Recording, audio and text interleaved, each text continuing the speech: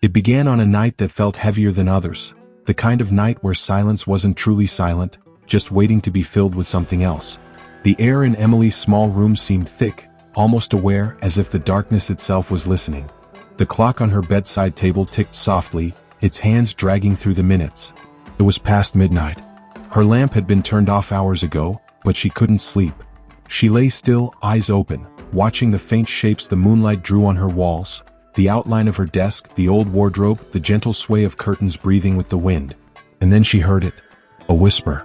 At first, she thought it was the wind brushing against the window. But this wasn't that. It was softer, slower, deliberate, like someone speaking from behind a wall. Her breath caught in her chest. She sat up. Listen. Nothing. Just her heartbeat echoing in the quiet.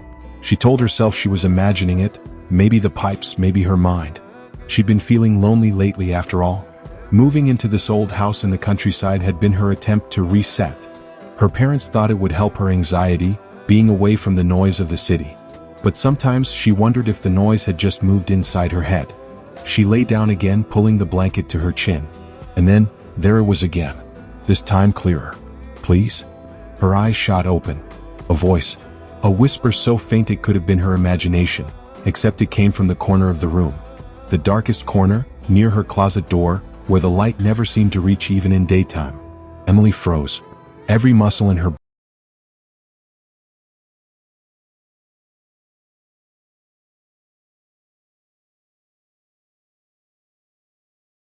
body locked. Her mind began racing for explanations. Maybe a phone, maybe a leak, maybe she was dreaming. But the word replayed in her ears. Please, help. Her mouth went dry. Who's there? She whispered. No answer. Only silence, stretching so long she started to believe it wouldn't come again. Then, cold. Just one word. A whisper, trembling like a candle's last flicker.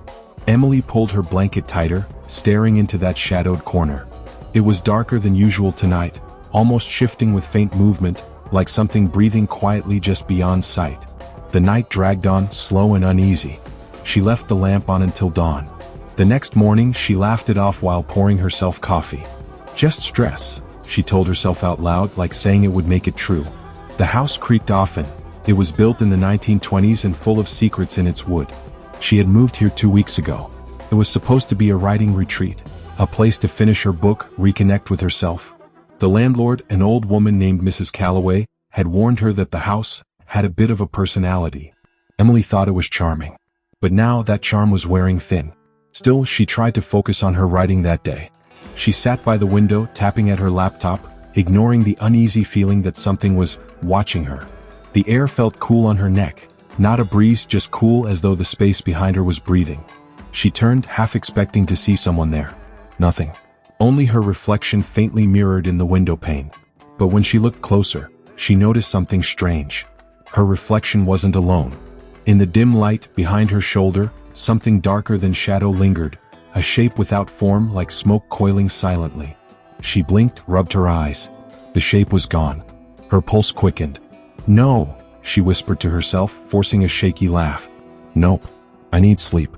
That's all. That night, she tried again to rest. Lights on, door locked, phone by her side. Midnight crept in quietly, and once again the air grew heavy. At first, all she heard was the hum of silence. Then, Emily. She sat up so fast the blanket fell to the floor. Who are you? She whispered, her voice trembling. Pause. Then softly, cold. Help. Her eyes darted to the closet corner again. It was darker now, as if the shadows had deepened since the night before. She could feel it, not see it, but feel it. A presence, a sadness filling the room. What do you want? She asked. No reply this time. Only the sound of the clock ticking louder, louder, louder, until it felt like time itself was pushing against her ears. Emily grabbed her phone, turned on the flashlight, and pointed it toward the corner. Empty. But when the beam crossed the wall, she saw something faintly scratched into the wallpaper. A shape, maybe letters. She leaned closer. Cold. The word was carved into the paint. Emily stumbled back, her heart pounding. The whisper returned one last time that night, closer, softer, almost inside her head. We're still here. By dawn, she hadn't slept. Her face was pale in the mirror, eyes rimmed red. But deep down, beneath the fear, something else had awakened in her, curiosity. Whatever those voices were, they weren't trying to hurt her. They sounded lost, lonely, like her. And as the sun rose over the pale fields outside her window, Emily made a quiet promise to herself.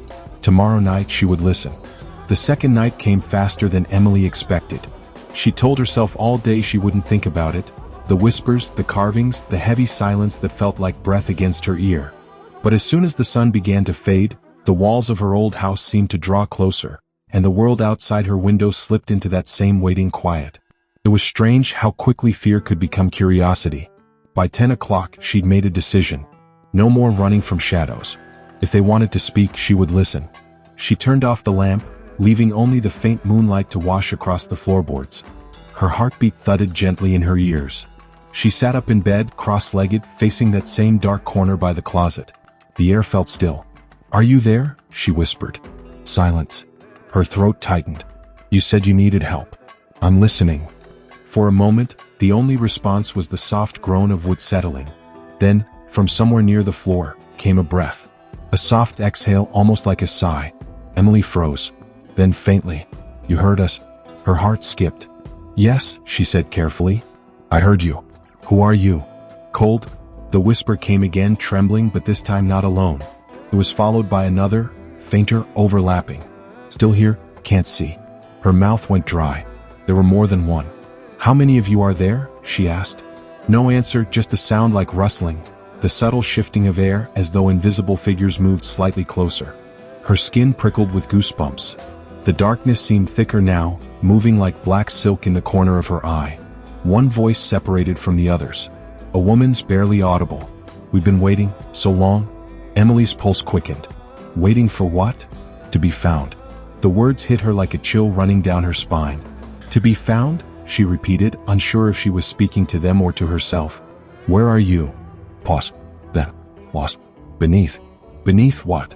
The silence stretched so long she thought they were gone, until the temperature in the room dropped suddenly. Her breath came out in visible clouds. "Beneath you." Her eyes widened. She glanced down at the floorboards. "What does that mean?" But the voices didn't answer again. The air remained cold, almost expectant. The next morning she searched. She pulled the rug from beneath her bed, ran her hands along the old oak floorboards, even checked the crawlspace door under her desk. She didn't know what she was looking for, only that the word beneath echoed in her mind like a riddle. By noon she found it. In the far corner of the room, behind a small chest she hadn't moved since moving in, the floorboard was slightly loose. She pressed down and it creaked hollow. Her pulse spiked. She hesitated, then pried it up. Beneath the plank was a small gap filled with dust and time. At first she thought it was empty. But then something caught the light, a tiny glint of metal. She reached in and pulled out a rusted locket. Her fingers trembled as she wiped it clean. It was oval-shaped, delicate, with an engraving worn down by years, 2 initials, I.M. She clicked it open. Inside was a faded photograph of a young girl, maybe 10 years old, with a bright smile and dark curls. Opposite the picture was a tiny dried flower pressed flat behind glass. Emily felt a lump rise in her throat. "Who are you?" she whispered. The air shifted. And up. The whisper was immediate, almost relieved, like a breath that had been held for decades. Emily's eyes filled with tears. "You're the girl in the picture?" Silence. Then a faint hum, almost like a child humming a lullaby. The same tune repeated softly over and over, until it faded into nothing. She sat there for a long time, the locket cupped in her palms, her heart caught somewhere between sadness and wonder. These weren't monsters hiding in the dark. They were echoes, remnants of lives that had forgotten how to leave. And they were asking her for help. That night, Emily didn't turn on the light. She didn't hide under the blanket. She sat upright, holding the locket, waiting. When the whispers came, they were gentler, like a breeze rustling through unseen leaves. "Anna?" she whispered. Pause. "Yes." "Why are you still here?" "Can't find the light." "What light?" "The one that takes us home." Her eyes welled.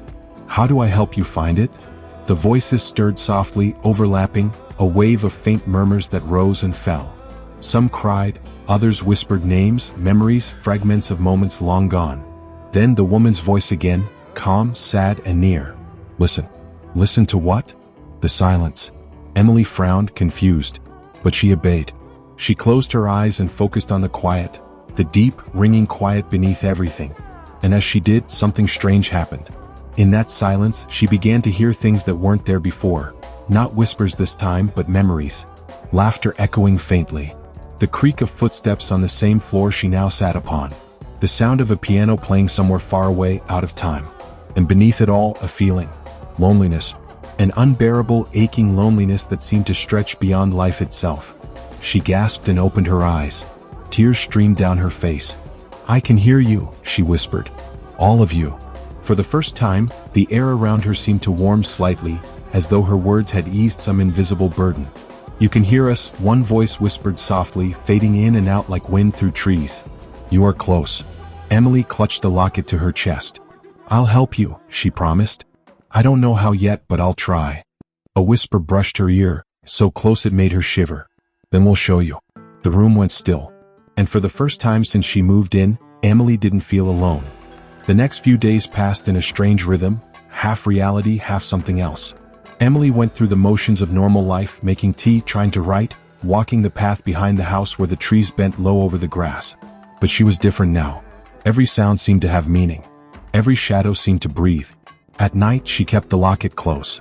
It had become her anchor, proof that she wasn't losing her mind, that the whispers were real. Sometimes she swore she felt a pulse through it, faint and rhythmic, as though something inside it still lived. She'd stopped being afraid. Mostly. It wasn't until the fourth night that the whispers began to change. They no longer drifted aimlessly, they had tone, rhythm, intent. When the house fell quiet and the wind settled outside, she sat up, clutching the locket. "I'm here," she whispered into the dark. "I'm listening." For a few moments, nothing stirred. Then, slowly, the shadows along her wall began to move. Not in the natural way shadows shift when light changes, these moved against the light. They rippled softly, like black smoke rising underwater. She gasped but didn't move. Shapes began to form. One near the wardrobe, one beside her desk, one crouched low by the corner of the room. "Anna?" A child's voice, faint but clear, replied, "Here." Her throat tightened. "I can see you," she whispered. "Sort of. Don't be afraid." "I'm not," she lied, her voice trembling slightly. The shadows flickered, almost in amusement. One shape seemed smaller than the others, its outline shifting gently, like a little girl kneeling. Emily watched, entranced, as a faint glow shimmered within it, soft as candlelight. For an instant, she thought she saw a face, pale, delicate, with wide eyes filled with longing. Then it was gone. The glow faded. The shape melted back into darkness. But the air was thick with presence now. Dozens of faint whispers, overlapping, brushing against the walls and floor. Not threatening, searching. She closed her eyes, tears slipping down her cheeks. "I can feel you," she said softly. "All of you. We remember," one voice said. "The river. The storm. The fire," another whispered. Emily's eyes opened. What happened? The shadows quivered, pulling closer together as though gathering courage. Then one, a taller, more defined figure near the door, spoke in a trembling echo. "We never left." The air grew colder. A faint smell drifted through the room, damp earth and smoke. "Never left what?" "This place." Her gaze darted toward the floor, then the walls. The locket in her palm grew colder, almost painfully so. She opened it again, staring at the tiny photograph of the smiling girl. "What happened here, Anna?" Pause. Then, in that small, trembling voice, "We were sleeping, and then the fire came." Emily's breath hitched. "A fire?" The house burned. She looked around the room, the old wood, the faint char marks on the beams she'd thought were just age. The chill crept deeper into her bones. "But this house," she began, her voice breaking, "it's still here." "It was rebuilt," whispered the taller shadow. "But we stayed. The ones who could not find the way." The air hummed faintly, a sadness that pressed down like weight. Emily reached out, her fingers trembling as she extended her hand toward the shadow nearest to her. "I'm here now," she said softly. "Maybe I can help you find the way." The shadows stirred, their forms trembling like candle flames in a breeze. "You listen. You see. You might." Her chest tightened. "Tell me how." But they didn't answer. Instead, they began to hum, that same lullaby she'd heard faintly the night before. The sound wrapped around her, slow and mournful, the melody of a memory she'd never lived. It filled her with warmth and sorrow all at once. As the lullaby faded, the child's voice spoke again. "The light is hidden. Beneath the roots." Emily frowned. "Roots?" "The tree. Behind the house." The wind moaned faintly outside as if echoing the words. "I'll go tomorrow," she whispered. The shadows began to fade back into the corners, dissolving like smoke into the night. But as the last one disappeared, a whisper brushed close to her ear, a man's voice this time deeper and colder. "Be careful. Not all of us want to leave." Her eyes flew open. The room was still. The air heavy again, but silent now, as if holding its breath. Morning light came sharp and pale through the window. Emily barely remembered falling asleep. Her dreams were tangled, fire and water and the sound of screaming muffled by distance. She dressed quickly, the locket warm again against her chest, and stepped outside. The wind carried the scent of rain. Behind the house, the land sloped down toward a field of tangled weeds and an ancient oak tree. Its roots coiled thick and deep into the earth, half exposed like old bones. She stood before it, heart hammering. "The tree," she whispered. "The roots." The ground was soft. She dropped to her knees, brushing away leaves, searching for anything, a mark, a shape, a clue. Her fingers touched something cold beneath the soil, wood, smooth and square. A box. She dug with her hands until she could pull it free, a small wooden chest, its hinges rusted shut.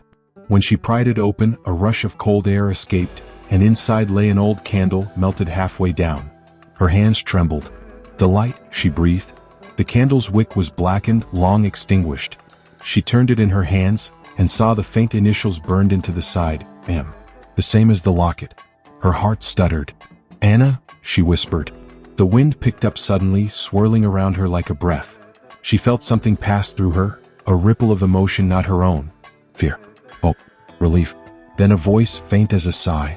"Light it, and we'll find home." Emily clutched the candle to her chest, her eyes stinging with tears. The world around her seemed to blur, the air humming faintly as if the shadows were watching her even now. And in that moment she knew, tonight, everything would change. The candle sat on her desk beside the locket, both relics from a time she didn't understand, one of flame, one of memory. The room felt alive again, as if the air itself held its breath, waiting for her to act. Outside, the wind swept through the trees in long sighs, carrying faint traces of smoke and rain.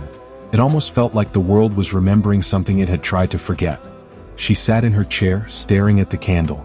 Her reflection in the window looked pale, ghost-like, the flicker of her lamp making it seem as though she was already fading into the dark. "I found the light," she whispered to the air. "You said this would help you find home."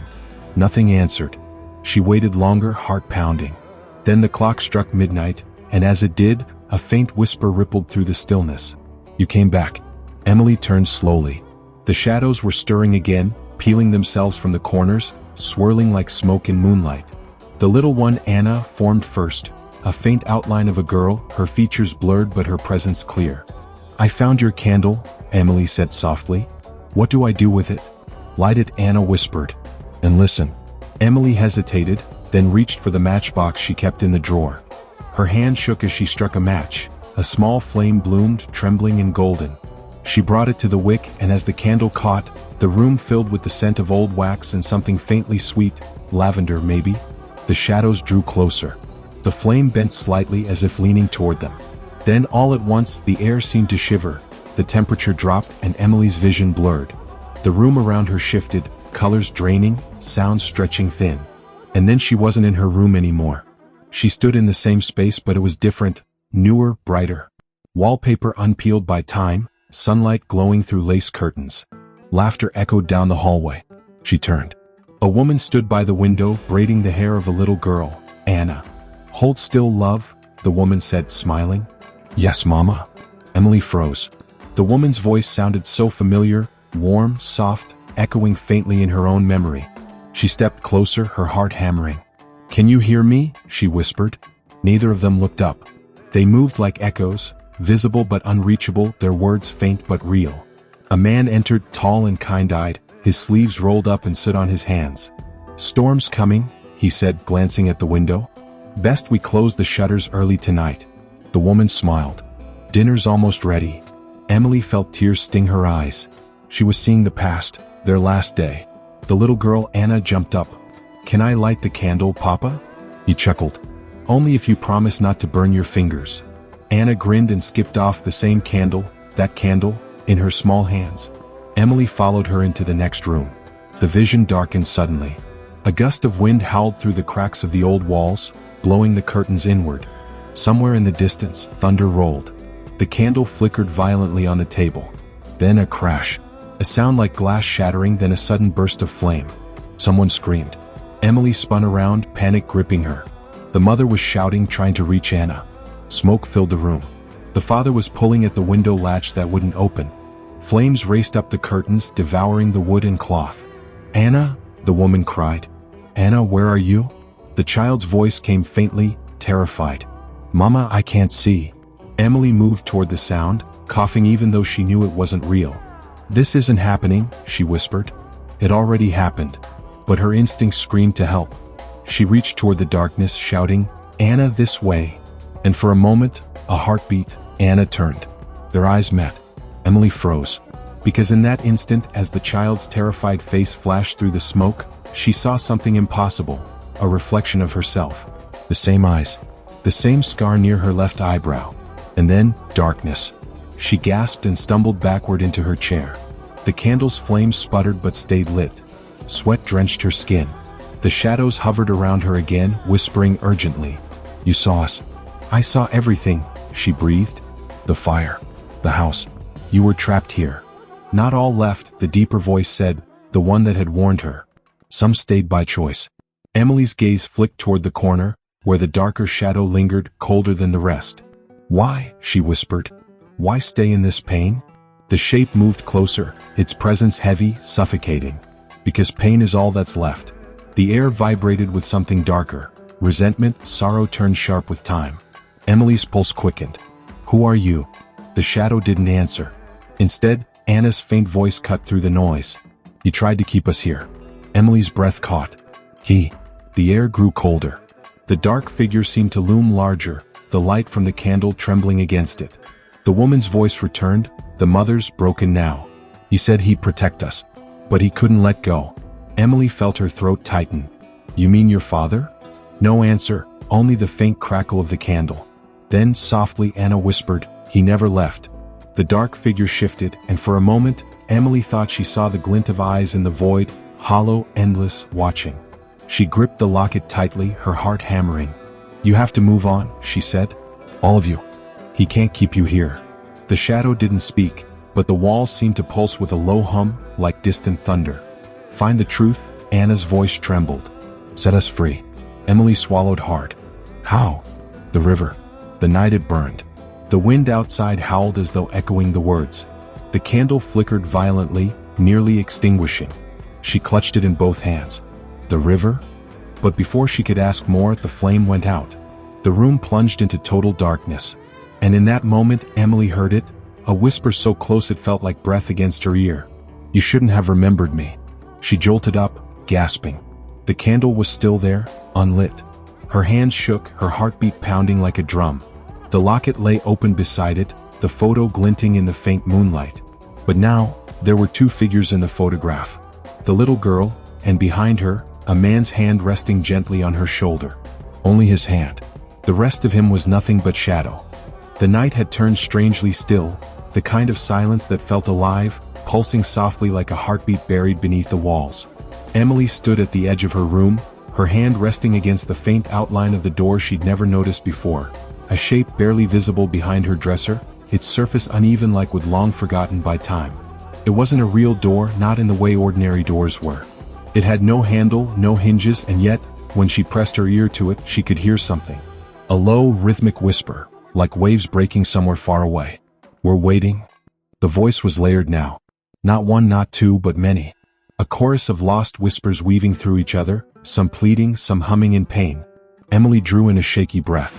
The locket in her hand felt heavy, almost vibrating with energy. Every time she closed her eyes, she saw flashes, glimpses of faces she didn't recognize. A young boy with hollow eyes, an old woman smiling faintly, a figure cloaked in mist reaching toward her. And among them always that darker presence. The one that watched but never spoke. She had felt it since the night she found the locket. A presence not of sorrow, but of hunger. Emily took a cautious step closer. "What is this place?" she whispered. The shadows around the room quivered, gathering in soft spirals near the baseboard, like ink swirling in water. From the midst of them came a faint shimmer, a shape human-like, fragile as smoke. "This is where we end," it murmured. Emily's chest tightened. And?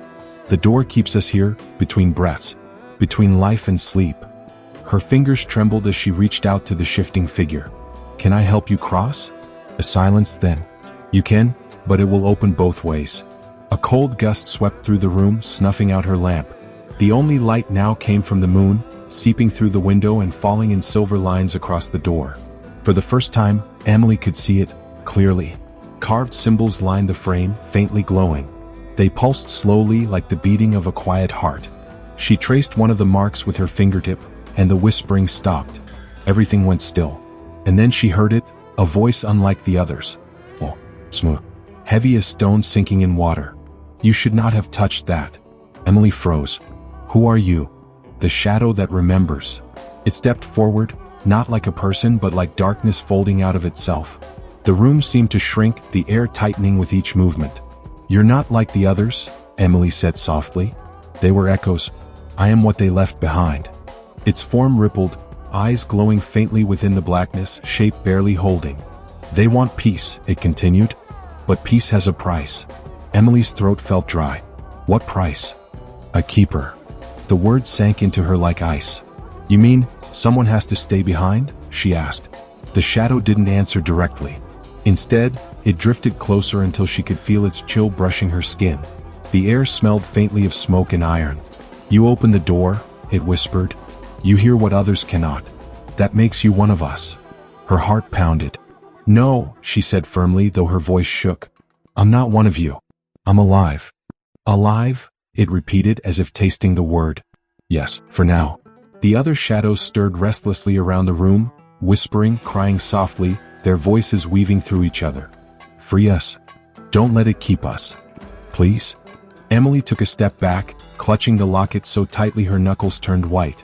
I can help them. That's what I came here for. The dark presence tilted its head. And what of yourself? She hesitated, just long enough for doubt to seep in. I'll find my way back, she said finally. No one who opens the door finds their way back. The symbols on the frame began to glow brighter now, not white but deep blue then red. The whispers rose into a soft hum, echoing in her chest like a vibration of memory. The floor beneath her trembled lightly. Emily closed her eyes, breathing through the fear. She remembered the soft, human voices she had heard all those nights, fragile, lost, longing for peace. She remembered the sadness in their tone, the way they said we just want to be remembered. And she knew this was her chance to give that to them. So she stepped forward right up to the door. Her voice was steady now. Show me what to do. The whispers, the gentle ones, surrounded her, forming shapes of light and smoke. She felt warmth spreading through her arms, her chest, as if something greater had wrapped her in stillness. The darker figure hissed softly. You'll lose yourself. Maybe, she said. But maybe I'll find all of you instead. She pressed her palm flat against the door. The carvings flared to life, brilliant, searing light cutting through the dark. The air filled with the sound of wind, water, and hundreds of whispers all rising together into a single, pure note. The shadow screamed, a hollow, echoing cry, as it shattered into ribbons of darkness that dissolved into the light. Emily's body trembled, her hair whipping around her face as she felt the door give way. A brilliant white crack appeared down its center. From within she could see something, not a place but a feeling. Light that pulsed like a heartbeat. A world of warmth and peace calling the lost ones home. The voices grew faint, soft, grateful. Thank you. And then they were gone. The room fell silent. The light faded. Emily stood alone, trembling, the locket still in her hand. The door was gone now, not broken, not burned. Just gone. Only smooth wall remained. She looked around her room. Everything was quiet, untouched. Yet the air felt lighter, as if a great sorrow had lifted. She smiled faintly, exhausted, tears slipping down her cheeks. You're free now, she whispered. But when she turned to her mirror, her breath caught. Because in the reflection, faint and blurred, she saw herself still standing by the door. Her reflection raised a hand and whispered, lips moving silently. We're waiting. The room dimmed again, shadows lengthening like breath.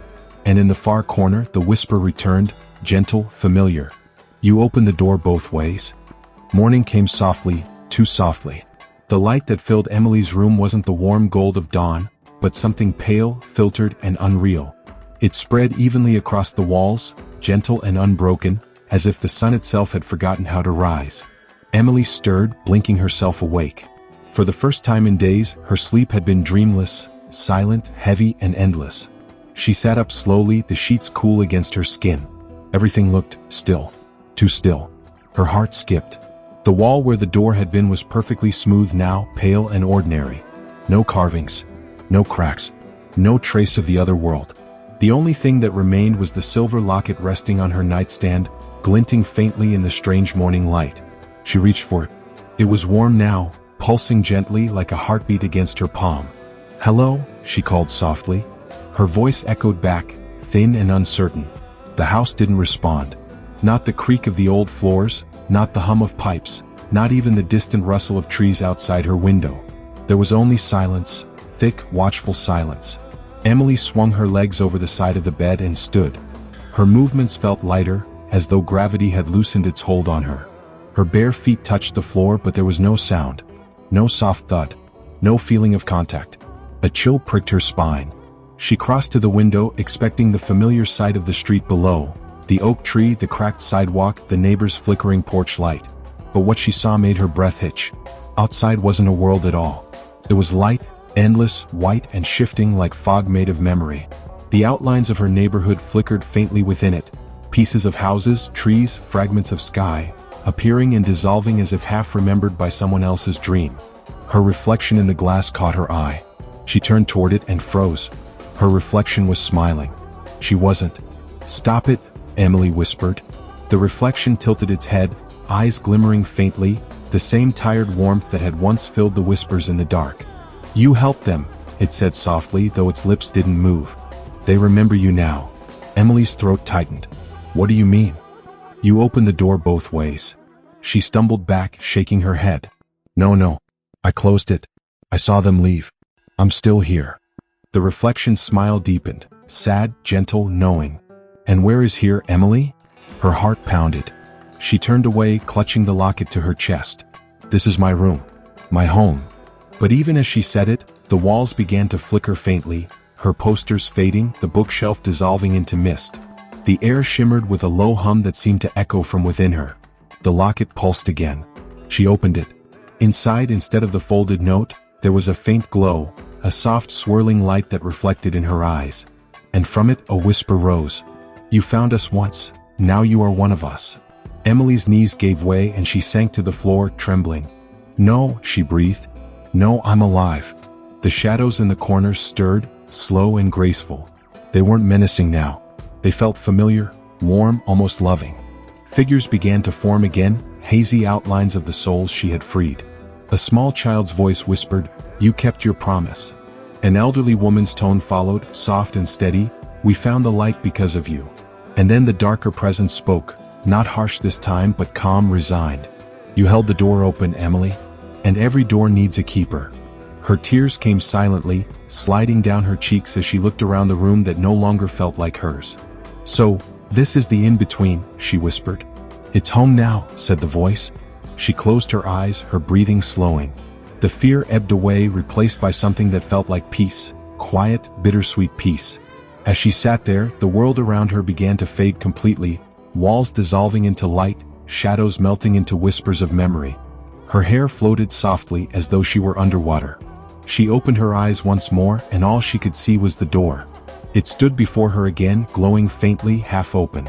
Beyond it stretched an endless horizon, light and dark swirling together, a boundary that was not meant to be crossed, yet always invited the curious. Emily rose to her feet, steady now. Her bare toes met the soft surface of nothingness. She hesitated at the threshold. "Will they remember me?" she asked softly.